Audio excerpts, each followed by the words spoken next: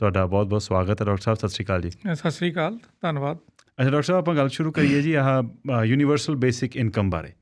Universal basic income ਦਾ concept ਮੇਰੇ ਖਿਆਲ discuss ਤੇ ਕਈ ਦਹਾਕਿਆਂ ਤੋਂ ਹੋ ਰਿਹਾ, ਆਫ ਐਂਡ ਔਨ ਇਹਦੇ ਬਾਰੇ ਗੱਲ ਚੱਲਦੀ ਰਹਿੰਦੀ ਆ, ਪਰ ਹੁਣ ਇਹ ਜ਼ਿਆਦਾ ਜ਼ੋਰ ਇਸ ਕਰਕੇ ਫੜ ਗਿਆ ਕਿਉਂਕਿ ਹੁਣ ਕਈਆਂ ਨੂੰ ਐਂ ਲੱਗਦਾ ਵੀ ਜਿੱਦਾਂ ਹੁਣ ਸਰਕਾਰ ਨੇ CERB ਰਾਹੀਂ ਲੋਕਾਂ ਨੂੰ ਮਦਦ ਦਿੱਤੀ ਅਤੇ ਜਿਵੇਂ ਇਸ ਪੈਂਡੈਮਿਕ ਦੌਰਾਨ ਆਟੋਮੇਸ਼ਨ ਦਾ ਬੋਲਬਾਲਾ ਹੋ ਗਿਆ ਵੀ ਇੱਦਾਂ ਲੱਗਦਾ ਵੀ ਆਉਂਦੇ ਸਾਲਾਂ ਦੇ ਵਿੱਚ ਕਈ ਅਜਿਹੀਆਂ ਨੌਕਰੀਆਂ ਨੇ ਜਿਹੜੀਆਂ ਕਿ ਮਸ਼ੀਨਾਂ ਨੇ ਖਾ ਜਾਣੀਆਂ ਨੇ ਅਤੇ ਫਿਰ ਲੋਕਾਂ ਨੂੰ ਇਹ ਮਦਦ ਅਵੇਲੇਬਲ ਕਰਵਾਉਣੀ ਬੜੀ ਜ਼ਰੂਰੀ ਹੋ ਜਾਏਗੀ। ਸੋ ਪਹਿਲਾਂ ਤਾਂ ਯੂਨੀਵਰਸਲ ਬੇਸਿਕ ਇਨਕਮ ਦਾ ਕੌਨਸੈਪਟ ਹੈ ਕੀ? ਵਿਜੇ, ਕਾਫੀ ਦੇਰ ਤੋਂ ਕੀ ਹੋ ਰਿਹਾ ਵੀ ਸਾਡੀਆਂ ਜਿਹੜੀਆਂ ਟ੍ਰੈਡੀਸ਼ਨਲ ਜੌਬਸ ਨੇ ਉਹ ਜਾ ਰਹੀਆਂ ਨੇ। ਉਹਨਾਂ ਜੌਬਸ ਦੀ ਜਗ੍ਹਾ 'ਤੇ ਜੇ ਤਾਂ ਨਵੀਆਂ ਜੌਬਸ ਆ ਜਾਣਗੀਆਂ, ਨਵੀਆਂ ਨੌਕਰੀਆਂ ਆ ਜਾਣਗੀਆਂ ਤਾਂ ਲੋਕਾਂ ਦੀ ਉੱਥੇ ਇੰਪਲੋਇਮੈਂਟ ਹੋ ਜਾਂਦੀ ਹੈ, ਉੱਥੇ ਅਬਜ਼ੋਰਵ ਹੋ ਜਾਂਦੇ ਆ ਜਿਹੜੇ ਡਿਸਪਲੇਸ ਹੋਏ ਨੇ ਜੀ। ਪਰ ਹੁਣ ਇਹ ਰਿਅਲਾਈਜ਼ ਕੀਤਾ ਜਾ ਰਿਹਾ ਹੈਗਾ ਵੀ ਟੈਕਨੋਲੋਜੀ ਇੰਨੀ ਤੇਜ਼ੀ ਨਾਲ ਆ ਰਹੀ ਹੈ, ਖਾਸ ਕਰਕੇ ਪੈਂਡੈਮਿਕ ਨੇ ਤਾਂ ਇੰਨਾ ਤੇਜ਼ ਕਰਤਾ ਇਸ ਕੰਮ ਨੂੰ ਵੀ ਇਹ ਜੌਬਸ ਆ ਜਿਹੜੀਆਂ ਕ੍ਰੀਏਟ ਨਹੀਂ ਹੋਣਗੀਆਂ ਉਨੀਆਂ ਜਿੰਨੀਆਂ ਜੌਬਸ ਡਿਸਪਲੇਸ ਹੋਣਗੀਆਂ ਜੀ। ਉਸ ਦੇ ਨਾਲ ਕੀ ਹੈ, ਦੂਸਰਾ ਇਹਦਾ ਪਹਿਲੂ ਇਹ ਹੈ ਵੀ ਬਹੁਤ ਸਾਰੇ ਜਿਹੜੇ ਗੌਰਮੈਂਟ ਵੱਲੋਂ ਬੈਨੀਫਿਟ ਦਿੱਤੇ ਜਾ ਰਹੇ ਆ ਉਹ ਬੜੇ ਕੰਪਲੈਕਸ ਹੈ, ਮਲਟੀਪਲ ਨੇ। ਤਕਰੀਬਨ 10% ਹੈ ਜਿਹੜੀ ਕਾਸਟ ਹੈ ਉਹਨਾਂ ਨੂੰ ਇੰਪਲੀਮੈਂਟ ਕਰਨ 'ਤੇ ਆ ਜਾਂਦੀ ਹੈ। ਸੋ ਉਹਦੀ ਜਗ੍ਹਾ ਦੇ ਉੱਤੇ ਕੋਈ ਸਿੰਪਲ ਇਹੋ ਜਿਹੀ ਚੀਜ਼ ਲਿਆਂਦੀ ਜਾਵੇ ਜਿਹੜੀ ਬਿਲਕੁਲ ਸਿੱਧੇ ਰੂਪ ਦੇ ਵਿੱਚ ਹੈਲਪ ਕਰ ਸਕੇ, ਕੋਈ ਉਹਦਾ ਖਰਚਾ ਨਾ ਹੋਵੇ, ਕੰਪਲੈਕਸ ਨਾ ਹੋਵੇ, ਸਰਕਾਰ ਲਈ ਵੀ ਸੌਖੀ ਹੋਵੇ ਅਤੇ ਜਿਹੜੇ ਬੈਨੀਫੀਸ਼ੀਅਰੀ ਆ ਉਹਨਾਂ ਲਈ ਵੀ ਸੌਖੀ ਹੋਵੇ। ਇਹਦੀ ਥਾਂ ਦੇ ਉੱਤੇ ਜਿਹੜੀ ਯੂਨੀਵਰਸਲ ਬੇਸਿਕ ਇਨਕਮ ਦਾ ਕਨਸੈਪਟ ਲਿਆਂਦਾ ਗਿਆ ਵੀ ਡਾਇਰੈਕਟ ਪੇਮੈਂਟ ਕੀਤੀ ਜਾਵੇ। ਬਾਕੀ ਸਾਰੇ ਜਿਹੜੇ ਸਿਸਟਮਸ ਨੇ ਜਾਂ ਬਾਕੀ ਸਾਰੇ ਬੈਨੀਫਿਟਸ ਨੇ ਜਿਹੜੇ ਉਹਨਾਂ ਨੂੰ ਇਹਦੇ ਨਾਲ ਰਿਪਲੇਸ ਕਰ ਦਿੱਤਾ ਜਾਵੇ। ਇਹਦੇ 3 ਨਾਂ ਨੇ, ਯੂਨੀਵਰਸਲ ਬੇਸਿਕ ਇਨਕਮ ਵੀ ਕਹਿ ਦਿੰਦੇ ਆ, ਯੂਨੀਵਰਸਲ ਗਰੰਟਿਡ ਇਨਕਮ ਵੀ ਕਹਿ ਦਿੰਦੇ ਆ ਅਤੇ ਯੂਨੀਵਰਸਲ ਮਿਨੀਮਮ ਇਨਕਮ ਵੀ ਕਹੀ ਜਾਂਦਾ। ਇੱਕ ਮੈਨੂੰ ਯਾਦ ਹੈ, ਮੇਰੇ ਖਿਆਲ ਮੈਨੀਟੋਬਾ 'ਚ ਇਹਨਾਂ ਨੇ ਇੱਕ ਐਕਸਪੈਰੀਮੈਂਟ ਕੀਤਾ ਸੀ 70s 'ਚ। ਉਦੋਂ ਜਿਵੇਂ ਤੁਸੀਂ ਦੱਸਿਆ ਨਾ ਵੀ ਯੂਨੀਵਰਸਲ ਮਿਨੀਮਮ ਇਨਕਮ, ਉਦੋਂ ਉਹਦਾ ਛੋਟਾ ਨਾਂ ਰੱਖਤਾ ਸੀ ਮਿਨਕਮ, ਮਿਨੀਮਮ ਅਤੇ ਇਨਕਮ ਨੂੰ ਉਹਨੂੰ ਮਿਨਕਮ ਵੀ ਕਹਿਣ ਲੱਗ ਗਏ ਸੀ। ਅੱਛਾ, ਹੁਣ ਜਦੋਂ ਇੱਕ ਨਾ ਇਹਦੇ ਬਾਰੇ ਸਿੱਧਾ ਸਵਾਲ ਇੱਕ ਮਨ 'ਚ ਇਹ ਆਉਂਦਾ ਡਾਕਟਰ ਸਾਹਿਬ ਵੀ ਜੇ ਲੋਕਾਂ ਨੂੰ ਇੱਦਾਂ ਹੀ ਪੈਸੇ ਮਿਲਣ ਲੱਗ ਗਏ ਵੀ ਆਹ ਇੱਕ ਪੱਧਰ ਹੈ ਇਨਕਮ ਦਾ ਕਿ ਇੰਨੇ ਪੈਸੇ ਤੁਹਾਨੂੰ ਮਿਲਣਗੇ ਵੀ ਫਿਰ ਲੋਕਾਂ ਦਾ ਕੰਮ ਕਰਨ ਦਾ ਇਨਸੈਂਟਿਵ ਨਹੀਂ ਜਾਂਦਾ ਲੱਗੂ? ਦੇਖੋ, ਵਰਕ ਡਿਸਇਨਸੈਂਟਿਵ ਯੂਨੀਵਰਸਲ ਬੇਸਿਕ ਇਨਕਮ ਦੇ ਵਿੱਚ ਹੈਗਾ। ਸਵਿਟਜ਼ਰਲੈਂਡ ਦੇ ਵਿੱਚ ਇੱਕ ਰੈਫਰੈਂਡਮ ਕਰਾਇਆ ਗਿਆ ਸੀਗਾ 2 ਸਾਲ ਪਹਿਲਾਂ ਵੀ ਕੀ ਜਿਹੜੀ ਯੂਨੀਵਰਸਲ ਬੇਸਿਕ ਇਨਕਮ ਇਹ ਲਾਗੂ ਕਰਨੀ ਚਾਹੀਦੀ ਹੈ ਜਾਂ ਨਹੀਂ ਕਰਨੀ ਚਾਹੀਦੀ। ਤਾਂ ਉਹਦੇ ਵਿੱਚ ਬੜੀ ਵੱਡੀ ਡਿਸਕਸ਼ਨ ਹੋਈ ਸੀ ਉੱਥੇ। ਉਸ ਤੋਂ ਬਾਅਦ ਲੋਕਾਂ ਨੇ ਹੀ ਉਹ ਰਿਜੈਕਟ ਕਰਤਾ ਸੀ ਵੀ ਇਹ ਬਹੁਤ ਵੱਡਾ ਡਿਸਇਨਸੈਂਟਿਵ ਹੋਊਗਾ, ਲੋਕਾਂ ਨੇ ਕੰਮ ਨਹੀਂ ਕਰਨਾਗਾ। ਜਿਹੜੇ ਬੰਦੇ ਨੂੰ ਤੁਸੀਂ ਇਹ ਇਨਕਮ ਦਿਓਗੇ, ਜੇ ਉਹਦੇ ਚੈੱਕਸ ਐਂਡ ਬੈਲੈਂਸਿਸ ਹੈ ਨਹੀਂ ਗੇ, ਸਿੱਧੀ ਦਿੱਤੀ ਜਾਣੀ ਹੈ, ਚਾਹੇ ਤੁਹਾਡੇ ਕੋਲ ਤੁਸੀਂ ਕੰਮ ਕਰ ਰਹੇ ਹੋ ਜਾਂ ਨਹੀਂ ਕਰ ਰਹੇ, ਤਾਂ ਇਹ ਜਿਹੜੀ ਹੈਗੀ ਬੜਾ ਵੱਡਾ ਇੱਕ ਡਿਸਇਨਸੈਂਟਿਵ ਹੋਣਾ ਹੈ। ਉਹਦੇ ਨਾਲ ਕੀ ਹੋਊਗਾ ਵੀ ਲੇਬਰ ਸਪਲਾਈ ਬਹੁਤ ਘੱਟ ਜਾਊਗੀ ਜੀ, ਉਹਦੇ ਨਾਲ ਵੇਜ ਰੇਟ ਬਹੁਤ ਵੱਧ ਜਾਣਾ ਜੀ। ਜਿਹੜੇ ਲੋਕ ਕੰਮ ਕਰਨਗੇ ਉਹਨਾਂ ਦੀ ਇਨਕਮ ਤਾਂ ਵੱਧ ਜਾਏਗੀ, ਪਰ ਉਹਦੇ ਨਾਲ ਜਿਹੜੀ ਕਾਸਟ ਆਫ ਪ੍ਰੋਡਕਸ਼ਨ ਵੀ ਵੱਧ ਜਾਏਗੀ, ਤਾਂ ਉਹਦੇ ਨਾਲ ਇਨਫਲੇਸ਼ਨ ਹੋ ਜਾਣਾ ਹੈਗਾ ਜੀ। ਸੋ ਇਸ ਕਰਕੇ ਉੱਥੇ ਇਹ ਰਿਜੈਕਟ ਕਰ ਦਿੱਤੀ ਗਈ ਸੀਗੀ। ਸੋ ਵਰਕ ਡਿਸਇਨਸੈਂਟਿਵ ਬਿਲਕੁਲ ਇਹਦੇ ਵਿੱਚ ਹੈ। ਪਰ ਜਿਹੜੀ ਤੁਸੀਂ ਇੱਕ ਗੱਲ ਕੀਤੀ ਨਾ ਜੀ, ਆਈ ਥਿੰਕ ਬਹੁਤ ਇੰਪੋਰਟੈਂਟ ਹੈ, ਚੈੱਕਸ ਐਂਡ ਬੈਲੈਂਸਿਸ ਦੀ ਗੱਲ ਆ। ਹੁਣ ਚੈੱਕਸ ਐਂਡ ਬੈਲੈਂਸਿਸ ਦੇ ਵਿੱਚ ਇੱਕ ਕਹਿੰਦੇ ਆਈਡੀਆ ਇਹ ਵੀ ਫਲੋਟ ਕੀਤਾ ਜਾਂਦਾ ਵੀ ਜੇ ਮੰਨ ਲਓ ਇੱਕ ਪਰਟੀਕੂਲਰ ਅਮਾਊਂਟ ਦਿੱਤਾ ਵੀ $12,000 ਲੈਟਸ ਸੇ, ਜੇ ਯੂਨੀਵਰਸਲ ਬੇਸਿਕ ਇਨਕਮ ਦੇ ਤੌਰ 'ਤੇ ਮਖਸੂਸ ਕਰ ਦਿੱਤਾ ਗਿਆ ਵੀ ਇੰਨੇ ਪੈਸੇ ਸਾਰਿਆਂ ਨੂੰ ਮਿਲਣੇ ਹੀ ਮਿਲਣੇ। ਫਿਰ ਉਹ ਤੋਂ ਬਾਅਦ ਹੋਏ ਵੀ ਉਹ ਤੋਂ ਉੱਪਰ ਤੁਸੀਂ ਜਿੰਨੇ ਪੈਸੇ ਕਮਾਓਗੇ ਉਹਦੇ ਜਿਵੇਂ ਇਨਕਮ ਟੈਕਸ ਦੀਆਂ ਬ੍ਰੈਕਟਸ ਨੇ, ਉਹ ਇਨਕਮ ਦੇ ਆਧਾਰ 'ਤੇ ਹੋਏ ਵੀ ਜੇ ਤੁਹਾਡੀ ਇੰਨੀ ਇਨਕਮ ਹੋ ਜਾਂਦੀ ਆ for every $1 earned let's say above 12,000 ਵੀ ਤੁਹਾਡੇ 25 ਸੈਂਟ ਇਹਦੇ ਵਿੱਚੋਂ ਕੱਟੇ ਜਾਣਗੇ। ਸੋ ਕੀ ਉਸ ਤਰ੍ਹਾਂ ਦਾ ਜੇ ਕੋਈ ਸਿਸਟਮ ਲਾਗੂ ਕੀਤਾ ਜਾਵੇ ਨਾਲ ਤਾਂ ਫਿਰ ਵੀ ਇਹ ਫਿਜ਼ੀਬਲ ਨਹੀਂ ਹੈ, ਪ੍ਰੈਕਟੀਕਲ ਨਹੀਂ ਹੈ? ਦੇਖੋ ਵਿਜੇ, ਇਹਦੇ ਉੱਪਰ ਸਟੱਡੀਜ਼ ਹੋਈਆਂ ਨੇ। ਜਦੋਂ ਵੀ ਕਿਸੇ ਨੂੰ ਸਟੱਡੀ ਕਰਨ ਲਈ ਕਿਹਾ ਜਾਂਦਾ, ਇੱਕ ਤਾਂ ਇਹ ਹੈ ਵੀ ਆਮ ਸ਼ਹਿਰੀ ਹੈ ਜਿਹੜਾ ਉਸਨੂੰ ਇਨਕਮ ਦੇਣੀ ਹੈ, ਪਰ ਜਦੋਂ ਅਰਥ ਸ਼ਾਸਤਰੀ ਇਹਨੂੰ ਦੇਖੂਗਾ ਉਹਦਾ ਨਜ਼ਰੀਆ ਹੋਰ ਹੋਊਗਾ। ਜਿਹੜੇ ਇਕਨੋਮਿਸਟ ਜਾਂ ਪਬਲਿਕ ਪਾਲਿਸੀ ਐਕਸਪਰਟਸ ਨੇ ਜੀ, ਉਹਨਾਂ ਦੇ ਨਜ਼ਰੀਏ ਦੇ ਵਿੱਚ ਉਹਨਾਂ ਨੇ ਦੇਖਣਾ ਵੀ ਇਹਦੇ ਨਾਲ ਜਿਹੜਾ ਗ੍ਰੋਸ ਡੋਮੈਸਟਿਕ ਪ੍ਰੋਡਕਟ ਹੈ ਇਹਨੂੰ ਕੀ ਅਸਰ ਪਊਗਾ, ਇਹਦੇ ਨਾਲ ਸਟੇਟ ਬਰਡਨ ਕਿਸ ਤਰ੍ਹਾਂ ਵਧਣਾ ਹੈ ਜੀ, ਇਹਦੇ ਨਾਲ ਜਿਹੜੀ ਤੁਹਾਡੀ ਵੈਲਫੇਅਰ ਦੇ ਉੱਪਰ ਕੀ ਅਸਰ ਪੈਣਾ ਹੈ ਜੀ, ਕਿੰਨੀ ਇਹਦੀ ਪੇਮੈਂਟ ਹੋਊਗੀ। ਸੋ ਉਹਨੇ ਸਾਰਾ ਦੇਖਣਾ ਹੈ। ਪਾਵਰਟੀ ਦੇ ਉੱਪਰ ਕੀ ਅਸਰ ਪਊਗਾ, ਗਰੀਬੀ ਇਹਦੇ ਨਾਲ ਵਧੂਗੀ ਘਟੂਗੀ ਜੀ। ਸੋ ਇਕਨੋਮਿਸਟ ਦਾ ਨਜ਼ਰੀਆ ਸਿਰਫ ਬਿਲਕੁਲ ਇੱਕ ਪਬਲਿਕ ਸੈਂਟਰਿਕ ਨਹੀਂ ਹੋਊਗਾ, ਉਹਦਾ ਨਜ਼ਰੀਆ ਇਕੋਨਮੀ ਸੈਂਟਰਿਕ ਵੀ ਹੋਊਗਾ ਜਦੋਂ ਉਸ ਨੂੰ ਉਹ ਦੇਖਦਾ ਹੈ। ਸੋ ਇਹਦੇ ਉੱਪਰ ਜਿੰਨੀਆਂ ਵੀ ਸਟੱਡੀਜ਼ ਹਾਲ ਤੱਕ ਹੋਈਆਂ ਹੈਗੀਆਂ, ਸਾਰੀਆਂ ਸਟੱਡੀਜ਼ ਦਾ ਜਿਹੜਾ ਮੂਲ ਤੱਤ ਇਹ ਰਿਹਾ ਹੈ ਵੀ ਯੂਨੀਵਰਸਲ ਬੇਸਿਕ ਇਨਕਮ ਹੈ ਜਿਹੜੀ ਇਹ ਚੰਗੀ ਰਿਪਲੇਸਮੈਂਟ ਜਿਹੜਾ ਐਗਜ਼ਿਸਟਿੰਗ ਸਿਸਟਮ ਹੈ ਉਹਦੀ ਹੈ ਨਹੀਂ। ਜਿਸ ਤਰ੍ਹਾਂ ਤੁਸੀਂ ਗੱਲ ਕੀਤੀ ਟੈਕਸ ਦੀ, ਜਿਹੜੀ ਇਹਨੂੰ ਮੈਂ ਜੇ ਐਕਸਪਲੇਨ ਕਰਾਂ ਤਾਂ ਅਸੀਂ ਇਹਨੂੰ ਨੈਗੇਟਿਵ ਟੈਕਸ ਇਨਕਮ ਕਹਿੰਦੇ ਆ ਜੀ ਵੀ ਜੇ ਬੰਦੇ ਦੇ ਕੋਲ ਜ਼ੀਰੋ ਇਨਕਮ ਹੈ, Right. ਫਰਜ਼ ਕਰੋ ਜੇ 10,000 ਦਾ ਅਸੀਂ ਮਿਥ ਲਿਆ ਵੀ ਉਹਨੂੰ ਦੇਣਾ ਹੈ, ਤਾਂ ਉਹਦੀ ਜ਼ੀਰੋ ਇਨਕਮ ਹੈ ਤਾਂ ਉਹਨੂੰ 10,000 ਦੇਣਾ ਚਾਹੀਦਾ ਹੈ। ਜੇ ਉਹਦੀ 1,000 ਇਨਕਮ ਹੈ ਉਹਨੂੰ 9,000 ਦਿਓ, ਜੇ ਉਹਦੀ 2,000 ਇਨਕਮ ਹੈ ਉਹਨੂੰ 8,000 ਦਿਓ ਜੀ ਤੇ ਫਿਰ ਇੱਕ ਬ੍ਰੇਕ ਈਵਨ ਆ ਜਾਂਦਾ। 10,000 ਇਹਦਾ ਮਤਲਬ ਸਭ ਕੋਲ ਚਲੇਗੀ। ਇਹ ਨੈਗੇਟਿਵ ਇਨਕਮ ਟੈਕਸ ਹੈ ਜੀ ਵੀ ਇਨਕਮ ਟੈਕਸ ਪੇ ਕਰਨ ਦੀ ਬਜਾਏ ਤੁਹਾਨੂੰ ਮਿਲ ਰਿਹਾ ਹੈ, ਰਾਈਟ ਨੈਗੇਟਿਵ ਇਨਕਮ ਟੈਕਸ ਕਹਿੰਦੇ ਆ। ਜੀ ਸੋ ਇਹ ਇੱਕ ਆਪਸ਼ਨ ਹੈ ਜਿਹੜੀ ਸਭ ਤੋਂ ਜ਼ਿਆਦਾ ਅੱਜ ਕੱਲ੍ਹ ਪ੍ਰੈਫਰ ਕੀਤੀ ਜਾ ਰਹੀ ਹੈ, ਪਰ ਇਹ ਜਿਹੜੀ ਆਪਸ਼ਨ ਹੈ ਇਹ ਇਕੱਲੀ ਕੰਮ ਨਹੀਂ ਕਰਦੀ।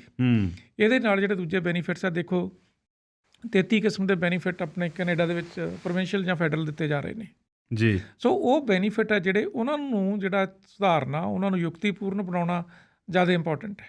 ਕਿਉਂਕਿ ਜਿਹੜਾ ਡਿਸਇਨਸੈਂਟਿਵ ਟੂ ਵਰਕ ਆ, ਉਹ ਜਦੋਂ CERB ਵੀ ਦਿੱਤੀ ਗਈ ਉਸ ਵੇਲੇ ਇਹ ਗੱਲ ਬੜੀ ਚੱਲੀ ਵੀ ਕਈ ਵਿਅਕਤੀਆਂ ਨੂੰ ਜਿਨ੍ਹਾਂ ਨੂੰ $2,000 CERB ਦੇ ਤਹਿਤ ਮਿਲਦੇ ਪਏ ਨੇ, ਜਿਹਨੂੰ ਤਾਂ ਕੰਮ ਕਰਕੇ ਲੈਟਸ ਸੇ ਆਮਦਨ ਹੁੰਦੀ ਹੈ $5,000 6,000 $7,000 ਦੀ, ਉਹ ਕਹਿੰਦਾ ਵੀ ਮੈਂ 2,000 ਪਿੱਛੇ ਘਰ ਕਿਉਂ ਬੈਠਾ, ਮੈਂ ਕੰਮ ਕਰਕੇ ਜ਼ਿਆਦਾ ਕਮਾ ਸਕਦਾ। ਬਿਲਕੁਲ। ਪਰ ਜਿਨ੍ਹਾਂ ਨੂੰ ਕੰਮ ਕਰਕੇ ਜਾਂ ਘੱਟ ਆਮਦਨ ਸੀ ਉਹਦੇ ਵਿੱਚੋਂ ਮਤਲਬ ਇਹ ਗੱਲਾਂ ਚੱਲਦੀਆਂ ਰਹੀਆਂ ਵੀ ਉਹਨਾਂ ਵਾਸਤੇ ਡਿਸਇਨਸੈਂਟਿਵ ਸੀ ਵੀ ਕੰਮ 'ਤੇ ਜਾ ਕੇ ਪੈਸੇ ਘੱਟ ਬਣਨੇ ਨੇ ਜਾਂ ਉਨੇ ਹੀ ਬਣਨੇ ਨੇ, ਜੇ ਉਨੇ ਹੀ ਬੈਠੇ ਬੈਠੇ CERB ਦੇ ਥਰੂ ਹਲੇ ਮਿਲਦੇ ਪਏ ਨੇ ਤਾਂ ਫਿਰ ਕਿਉਂ ਨਾ ਉਹ ਬੈਨੀਫਿਟ ਲੈ ਲਿਆ ਜਾਵੇ। ਇਸ ਤਰ੍ਹਾਂ ਦਾ ਨੈਰੇਟਿਵ ਕਾਫੀ ਚੱਲਦਾ ਰਿਹਾ। ਸੋ ਜਿਹੜੀ ਹੁਣ ਤੁਸੀਂ ਗੱਲ ਕੀਤੀ ਵੀ ਜੇ $10,000 ਤੱਕ ਦੀ ਗੱਲ ਹੁੰਦੀ ਆ, ਜਿੰਨੇ ਪੈਸੇ ਕਮਾਈ ਗਏ ਉਨੇ ਉਹ ਉਸ ਬੈਨੀਫਿਟ ਵਿੱਚੋਂ ਕੱਟੇ ਜਾਣ। ਇੱਕ ਤਾਂ ਆਹ ਫਾਰਮੂਲਾ ਚੱਲਦਾ, ਇੱਕ ਹੁੰਦਾ ਵੀ ਇੱਕ ਪਰਟੀਕੂਲਰ ਅਮਾਊਂਟ 'ਤੇ ਸਾਰਿਆਂ ਨੂੰ ਹੀ ਦੇ ਦਿਓ। ਫਿਰ ਉਹਦੇ ਨਾਲ ਗੱਲ ਜੁੜੀ ਆ ਖਰਚੇ ਦੀ, ਵੀ ਸਰਕਾਰ ਦਾ ਬਜਟ ਉਹਦੇ ਨਾਲ ਕਿੰਨਾ ਹਿੱਲਣਾ। ਹੁਣ ਸਾਨੂੰ ਪਤਾ CERB ਨੇ ਡੈਫਿਸਿਟ ਕਿੰਨਾ ਵੱਡਾ ਉਹਦੇ ਵਿੱਚ ਮੋਗਾ ਕਰ ਦਿੱਤਾ ਵੀ ਉਹ ਪੈਸਿਆਂ ਦੀ ਭਰਪਾਈ ਕਰਦਿਆਂ ਨਹੀਂ ਬੜਾ ਸਮਾਂ ਲੱਗ ਜਾਣਾ। ਕੈਨੇਡਾ ਦੇ ਵਿੱਚ ਜਿਹੜੀ ਸਟੱਡੀ ਹੋਈ ਹੈ ਉਹ 46 ਬਿਲੀਅਨ ਤੋਂ $92 ਬਿਲੀਅਨ ਦੇ ਵਿੱਚ ਜਿਹੜਾ ਇਹਦਾ ਖਰਚਾ ਹੋ ਸਕਦਾ ਹੈਗਾ ਜੇ ਅਸੀਂ ਯੂਨੀਵਰਸਲ ਬੇਸਿਕ ਇਨਕਮ ਦੇਵਾਂਗੇ ਸਾਲ ਦਾ। ਹਾਂਜੀ।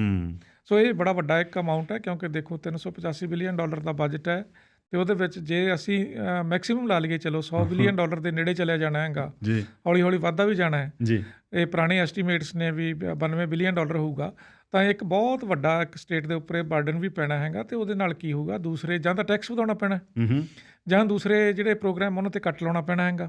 ਜਿਹੜੇ ਵੈਲਫੇਅਰ ਪ੍ਰੋਗਰਾਮ ਉਹ ਤਾਂ ਚਲੋ ਕੱਟ ਲੱਗੇਗਾ, ਪਰ ਮੇਰੇ ਖਿਆਲ ਦੇ ਵਿੱਚ ਜਿਹੜਾ ਇਹ ਟਾਰਗੇਟਡ ਵੀ ਨਹੀਂ ਗਾ। ਦੇਖੋ ਹਰ ਇੱਕ ਨੂੰ ਦੇਣਾ, ਦੇਖੋ ਇੱਕ ਬੰਦੇ ਦੀ ਨੀਡ ਹੈ, ਉਸ ਨੀਡ ਬੇਸਡ ਪ੍ਰੋਗਰਾਮ ਸ਼ੁਰੂ ਕੀਤਾ। ਫਾਰ ਐਗਜ਼ਾਮਪਲ ਇੱਕ ਡਿਸੇਬਿਲਿਟੀ ਪੇਮੈਂਟ ਹੈ ਜੀ। ਡਿਸੇਬਿਲਿਟੀ ਪੇਮੈਂਟ ਨੂੰ ਵਧਾਉਣਾ ਇਹਦੇ ਨਾਲੋਂ ਜ਼ਿਆਦਾ ਜ਼ਰੂਰੀ ਹੈ, ਨਾ ਕਿ ਜਿਹੜਾ ਇੱਕ ਤੰਦਰੁਸਤ ਬੰਦਾ ਕੰਮ ਕਰ ਸਕਦਾ ਹੈਗਾ ਉਸ ਨੂੰ ਦੇਣ ਦੀ ਜਗ੍ਹਾ 'ਤੇ।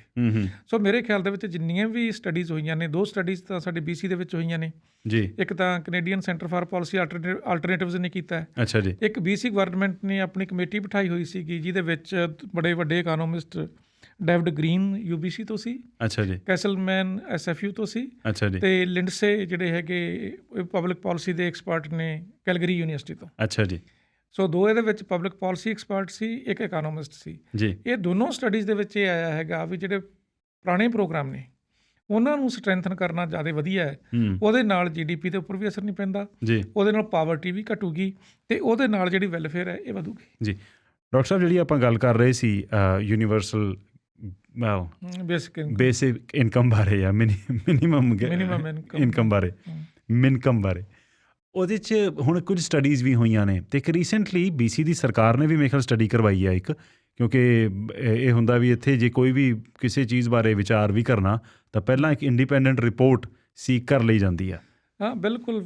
ਜੇ ਇਹ ਇੱਕ ਕਮੇਟੀ ਬਿਠਾਈ ਗਈ ਸੀਗੀ ਜਿਹੜੀ ਮੈਂ ਪਹਿਲਾਂ ਵੀ ਜ਼ਿਕਰ ਕੀਤਾ ਜੀ ਦਾ, ਉਸ ਕਮੇਟੀ ਦੀ ਜਿਹੜੀ ਰਿਪੋਰਟ ਆਈ ਹੈ ਬੜੀ ਲੰਬੀ ਚੌੜੀ ਰਿਪੋਰਟ ਹੈ, 529 ਪੇਜ ਦੀ ਇੱਕ ਰਿਪੋਰਟ ਆਈ ਹੈ। 28 ਦਸੰਬਰ 2020 ਨੂੰ ਉਹ ਸਬਮਿਟ ਕੀਤੀ ਗਈ ਸੀਗੀ। ਅੱਛਾ ਜੀ। ਅਤੇ ਉਹ ਜ਼ੇਰੇ ਗੌਰ ਹੈ ਪ੍ਰੋਵਿੰਸ਼ੀਅਲ ਗੌਰਮੈਂਟ ਦੇ। ਉਸ ਰਿਪੋਰਟ ਦੇ ਵਿੱਚ ਉਹਨਾਂ ਨੇ ਯੂਨੀਵਰਸਲ ਬੇਸਿਕ ਇਨਕਮ ਨੂੰ ਜਿਹੜੇ ਐਕਸਪਰਟ ਨੇ ਉਹਨਾਂ ਨੇ ਉਹਦੇ ਨਾਲ ਸਹਿਮਤੀ ਨਹੀਂ ਜਤਾਈ। ਓਕੇ। ਇਹਦੀ ਜਗ੍ਹਾ 'ਤੇ ਉਹਨਾਂ ਨੇ ਕਿਹਾ ਵੀ ਜਸਟਿਸ ਜਿਹੜੇ ਸਿਸਟਮ ਹੈ ਜਿਹੜਾ ਸਾਡਾ, ਜਿਹਨੂੰ ਉਹਨਾਂ ਨੇ ਕਿਹਾ ਜਸਟਿਸ ਬੇਸਡ ਰਿਫਾਰਮਸ ਲਿਆਂਦੇ ਜਾਣ ਜਿਹੜੇ ਪਹਿਲਾਂ ਹੀ ਚੱਲ ਰਹੇ ਸਾਡੇ ਪ੍ਰੋਗਰਾਮ ਹੈ। ਉਸ ਪ੍ਰੋਗਰਾਮ ਨੂੰ ਬਹੁਤ ਚੰਗਾ ਬਣਾਉਣ ਲਈ ਉਹਨਾਂ ਨੇ ਕਿਹਾ ਵੀ ਸਾਡੇ ਪ੍ਰੋਗਰਾਮ ਸਿੰਪਲ ਹੋਣ, ਸਾਡੇ ਪ੍ਰੋਗਰਾਮ ਐਕਸੈਸੀਬਲ ਹੋਣ, ਸਾਡੇ ਪ੍ਰੋਗਰਾਮ ਰਿਸਪੌਂਸਿਵ ਹੋਣ ਅਤੇ ਪ੍ਰੋਗਰਾਮ ਕੋਆਰਡੀਨੇਟਡ ਹੋਣ। ਸੋ ਇਹ ਸਾਰੀਆਂ ਚੀਜ਼ਾਂ ਜਿਹੜੇ ਪੁਰਾਣੇ ਪ੍ਰੋਗਰਾਮ ਚੱਲ ਰਹੇ ਹੈ ਉਹਨਾਂ ਦੇ ਵਿੱਚ ਲਿਆਂਦੀਆਂ ਜਾਣ ਅਤੇ ਕੁਛ ਨਵੇਂ ਪ੍ਰੋਗਰਾਮ ਵੀ, ਜਿਸ ਤਰ੍ਹਾਂ ਉਹਨਾਂ ਨੇ ਕਿਹਾ ਹੈਗਾ ਯੂਨੀਵਰਸਲ ਬੇਸਿਕ ਇਨਕਮ ਦੇ ਨਾਲੋਂ ਜੇ ਅਸੀਂ ਡੈਂਟਲ ਕਵਰੇਜ ਲੈ ਆਵਾਂਗੇ ਤਾਂ ਉਹ ਲੋਕਾਂ ਲਈ ਜ਼ਿਆਦਾ ਬੈਨੀਫੀਸ਼ੀਅਲ ਹੈ। ਸੋ ਟਰੂ।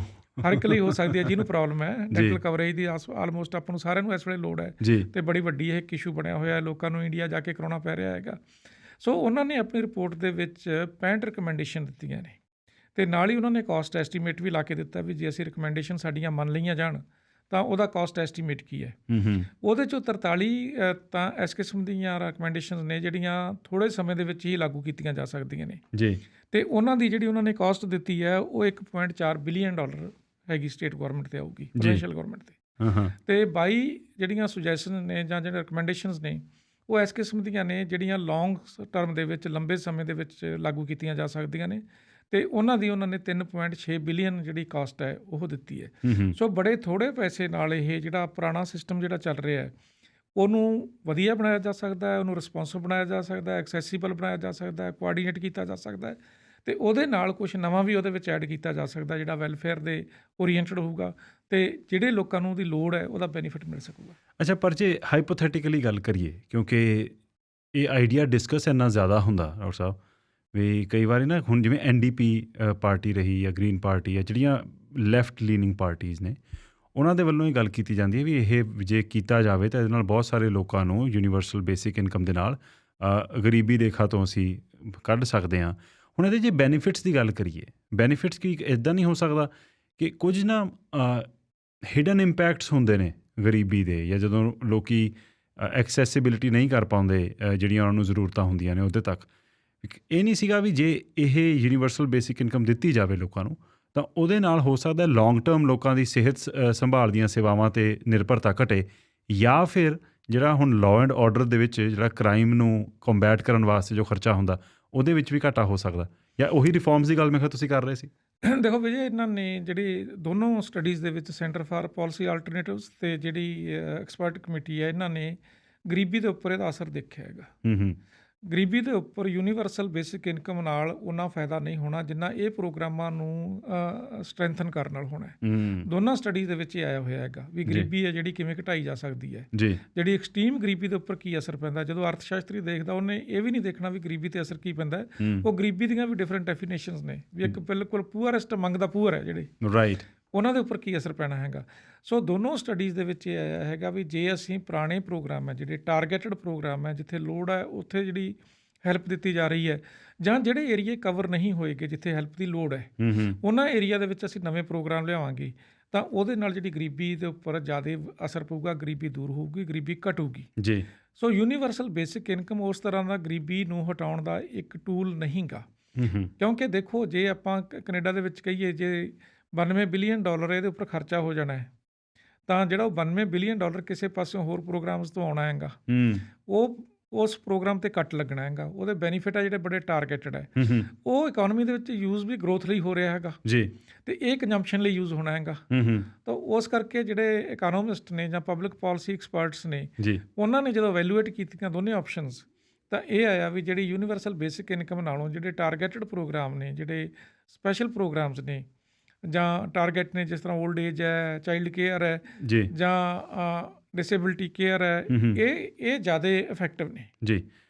ਸੋ ਡਾਕਟਰ ਸਾਹਿਬ, ਮੇਰੇ ਖਿਆਲ ਇਹ ਨਾ ਜਦੋਂ ਕਦੇ ਵੀ ਇਲੈਕਸ਼ਨਸ ਵਗੈਰਾ ਹੋਣਗੇ ਇਹਦੇ ਬਾਰੇ ਆਉਂਦੇ ਸਾਲਾਂ ਦੇ ਵਿੱਚ ਡਿਸਕਸ਼ਨ ਤਾਂ ਚੱਲਦੀ ਰਹਿਣੀ ਆ, ਕਿਉਂਕਿ ਜਿਸ ਹਿਸਾਬ ਨਾਲ ਲੱਗਦਾ ਵੀ ਹੁਣ ਆਟੋਮੇਸ਼ਨ ਦਾ ਦੌਰ ਆ ਰਿਹਾ, ਕਈ ਇੰਡਸਟਰੀਜ਼ ਦੇ ਵਿੱਚ ਕਈ ਨੌਕਰੀਆਂ ਜਿਉਂ-ਜਿਉਂ ਖਤਰੇ 'ਚ ਪੈਣਗੀਆਂ, ਪਰ ਆਹ ਜਿਹੜੇ ਵੱਖਰੇ ਪਹਿਲੂ ਤੁਸੀਂ ਦੱਸੇ ਨੇ ਇਹਨਾਂ ਬਾਰੇ ਮੈਨੂੰ ਲੱਗਦਾ ਵਿਚਾਰ ਅਤੇ ਹੋਰ ਇਹਨਾਂ ਬਾਰੇ ਮੰਥਨ ਚੱਲਦਾ ਰਹਿਣਾ। ਨਹੀਂ ਵਿਜੇ, ਦੇਖੋ ਜਦੋਂ ਵੀ ਕੋਈ ਵੀ ਐਕਸਪਰਟ ਇਸ ਨੂੰ ਦੇਖਦੇ ਨੇ, ਉਹ ਇਹ ਨਹੀਂ ਦੇਖਦੇ ਕਿ ਵੀ ਐਕਸਪਰਟ ਹਮੇਸ਼ਾ ਜਿਹੜਾ ਇਕੋਨੋਮਿਸਟ ਖਾਸ ਕਰਕੇ ਉਹ ਕਦੇ ਵੀ ਰਿਜੈਕਸ਼ਨ ਮੋਡ ਦੇ ਵਿੱਚ ਨਹੀਂ ਹੁੰਦੇਗੇ ਵੀ ਹਰ ਕਿਸੇ ਚੀਜ਼ ਨੂੰ ਟੋਟਲੀ ਰਿਜੈਕਟ ਕੀਤਾ ਜਾਵੇ। ਉਹਨੂੰ ਦੇਖਿਆ ਜਾਂਦਾ। ਉਹਦੇ ਲਈ ਹੁਣ ਪਾਇਲਟ ਪ੍ਰੋਜੈਕਟ ਚੱਲ ਰਹੇ ਨੇ, ਰਾਈਟ, ਪਾਇਲਟ ਪ੍ਰੋਜੈਕਟ ਦੇ ਵਿੱਚ ਦੇਖਿਆ ਜਾ ਰਿਹਾ, ਕਈ ਕੰਟਰੀਜ਼ ਦੇ ਵਿੱਚ ਚੱਲ ਰਿਹਾ। ਸਵੀਡਨ ਦੇ ਵਿੱਚ ਇੱਕ ਬੜਾ ਵੱਡਾ ਪ੍ਰੋਜੈਕਟ ਚੱਲ ਰਿਹਾ ਹੈਗਾ। ਉਹ ਦੇਖਣਗੇ ਵੀ ਅਸੀਂ ਇਹਨੂੰ ਕਿਵੇਂ ਇੰਪਲੀਮੈਂਟ ਕਰ ਸਕਦੇ ਹਾਂ ਅਤੇ ਇਹਦਾ ਬੈਨੀਫਿਟ ਕੀ ਹੋ ਰਿਹਾ ਹੈਗਾ ਜੀ, ਉਸ ਨੂੰ ਮੋਨੀਟਰ ਕੀਤਾ ਜਾਊਗਾ। ਪਾਇਲਟ ਪ੍ਰੋਜੈਕਟ ਦੀ ਸਟੱਡੀ ਦੇ ਬੇਸ ਦੇ ਉੱਤੇ ਯੂਨੀਵਰਸਲ ਬੇਸਿਕ ਇਨਕਮ ਦੇ ਵਿੱਚ ਵੀ ਚੇਂਜਸ ਲਿਆਂਦੀਆਂ ਜਾ ਸਕਦੀਆਂ, ਔਰ ਇਹਨੂੰ ਕਲੱਬ ਵੀ ਕੀਤਾ ਜਾ ਸਕਦਾ ਵੀ ਬਾਕੀ ਪ੍ਰੋਗਰਾਮ ਉਸੇ ਤਰ੍ਹਾਂ ਚੱਲਦੇ ਰਹਿਣ, ਉਹਨਾਂ ਦੇ ਉੱਪਰ ਥੋੜ੍ਹਾ ਜਿਹਾ ਖਰਚਾ ਘਟਾ ਕੇ ਕੋਈ ਯੂਨੀਵਰਸਲ ਬੇਸਿਕ ਇਨਕਮ ਵੱਲ ਜਾਇਆ ਜਾਵੇ। ਸੋ ਬਹੁਤ ਸਾਰੀਆਂ ਸਟੱਡੀ ਚੱਲ ਰਹੀਆਂ, ਬਹੁਤ ਸਾਰੇ ਐਕਸਪੈਰੀਮੈਂਟਸ ਹੋ ਰਹੇ ਆ, ਉਹਨਾਂ ਦੇ ਬੇਸ ਦੇ ਉੱਤੇ ਹੋ ਸਕਦਾ ਆਉਣ ਵਾਲੇ ਸਮੇਂ ਦੇ ਵਿੱਚ ਯੂਨੀਵਰਸਲ ਬੇਸਿਕ ਇਨਕਮ ਨੂੰ ਵੀ ਸਾਈਡ ਬਾਈ ਸਾਈਡ ਦੂਜੇ ਪ੍ਰੋਗਰਾਮਸ ਦੇ ਨਾਲ ਚਲਾਇਆ ਜਾਵੇ ਜੀ।